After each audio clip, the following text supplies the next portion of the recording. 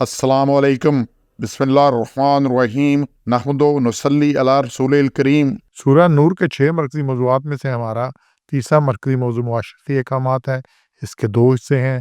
दूसरे हिस्से के 5 ज़िमनी मौज़ूआत हैं, जिसमें तीसरा है मुकातबत। ये 3 नुकात हैं जी कि 33 नंबर आयत में से जो गुलाम और लौंडी चाहते हैं उनसे मुकातबत करो।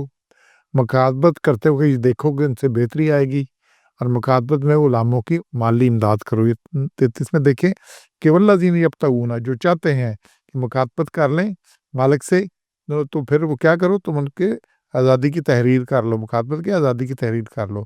और करो कब? इन अलिमतुम फ़ीहिम खैरा, कि तुम अगर समझते हो कि इससे बेहतरी आएगी, और माल में से इनको दो जो अल्लाह ने तुम्हें दिया है।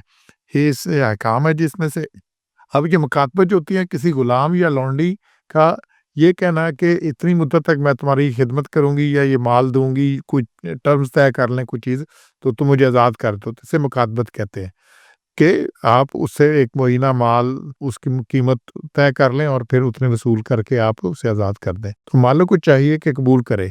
आजकल तो गुलाम लौंडी का ज़माना नहीं है, लेकिन ये मुकातबत का चूँकि सूरह नूर में ज़िक्र है, इसको हम समझ लें।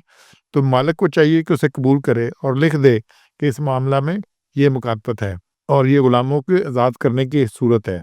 और मालिक को उस वक़्त कबूल करना चाहिए जब समझे कि वाक़ई गुलाम और लौंडी इसकी आज़ादी उसके हक़ में बेहतर है। कि जो इसमें आ रहा है ना लाज़िम, कि इन अलिमतुम फ़ीहिम खैरा, यही नहीं कि लाज़मी तौर पे सही वो आपसे आज़ादी चाहते हैं तो आप उसे आज़ाद कर दें। अल्लाह ने ये नहीं कहा, लेकिन अगर तुम उसमें बेहतरी चाहो। बेहतरी क्या है? गुलाम कैद से छूट कर, वो गुलामी से निकल कर चोरियाँ करता रहे, बदकारी करते रहे या इस तरह बदमाशियाँ करते फिरे। अगर आज़ादी का मौका तब देना चाहिए जब उससे बेहतरी मकसूद हो, ताकि जो वो ज़िंदगी में करना चाहता है वो करे। कहीं निकाह करना चाहता है तो आज़ाद हैसियत से निकाह करे, उसकी गुलामी की वजह से उसके लिए मुश्किल पेश ना आए। इसी में अगली जो चीज़ आ रही है कि उन्हें वातूहुम मिन मालिन, अपने माल में से दो उनको जो अल्लाह ने तुम्हें दिया है। तो दौलतमंद मुसलमानों को चाहिए कि लौंडी गुलाम की माली इमदाद करें, ख्वाह ज़कात से या आम सदक़ात से, खैरात से भी ये काम किया जा सकता है। और एक बेहतरीन तरीका है जो किताबत माले लिखी है उसका हिस्सा कुछ माफ़ कर दे, जितनी रकम तय की है उसका कुछ हिस्सा माफ़ कर दे, तो ये भी सिलसिला हो सकता है। और ये ज़कात के मसारिफ़ हैं, उसमें से एक ये मसरफ़ है। और खुलफ़ाए राशिदीन के अहद में बैतुल माल से ऐसे गुलामों की इमदाद होती थी जो सदक़ात और ज़कात के है ना ये मसारिफ़ ज़कात के। सूरह तौबा 9 नंबर उसके आयत नंबर 60 में कि इन्नमस सदक़ात हो, उसमें जो चीज़ें आ रही हैं उसमें वल मुअल्लफ़ातिल क़ुलूब, और दिलों को छुड़ाने के लिए और दिल परचाने के लिए, और फिर रकाब गर्दनों को छुड़ाने के लिए, गारिमीना फ़ी सबीलिल्लाह। तो ये जो तवान भरें, फिर रकाब वल गारिमीन, ये इसमें गर्दनें छुड़ाने के लिए ये एक मद इसमें से है। अच्छा, ये तो एक सिलसिला ना मुकातबत का। अदरवाइज़ ये इस्लाम ने कोशिश की है कि गुलामों को आज़ाद किया जाए, तो उसने मुख्तलिफ़ चीज़ों में ये रखी है कि अगर आपने कसम खा ली है और कसम को पूरा नहीं किया, कसम तोड़ दी है, तो अल्लाह ने क्या कहा है? ये सूरह माइदा 5 नंबर उसकी आयत नंबर 92 में, तो फिर क्या करो? और फिर एक गुलाम को आज़ाद करो। तो अल्लाह ने मुख्तलिफ़ तरह से मुख्तलिफ़ गलतियाँ हो जाती हैं इंसान से, तो उस कुफ़ारा में क्या है कि गुलाम को आज़ाद करो। तो कुफ़ारा कसम जो है वो क्या है, उसमें गुलाम की आज़ादी एक ऑप्शन है।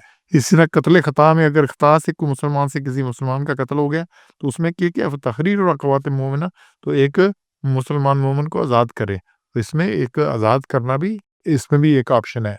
इसी तरह ज़हार की सूरत में अगर अपना इंसान अपनी बीवी को कह दे कि तू मेरी माँ है, इस तरह से उसको हराम करार दे, तो उसमें भी उसको हाथ लगाने से पहले ज़रूरी है कि एक गुलाम को आज़ाद करें। ये सूरह मुजादला 58 नंबर उसकी आयत नंबर 3 में है कि उसमें तहरीर रक़बा, तो एक गुलाम को आज़ाद करे।